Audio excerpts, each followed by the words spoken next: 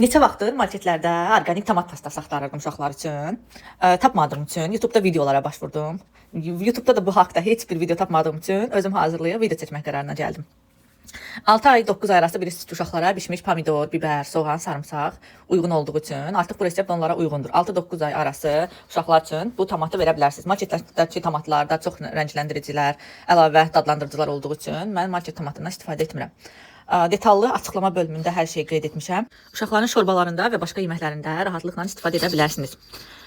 Çox asan və tez hazırlanır. Hazırladıqdan sonra isə buzluqda saxlamaq olar.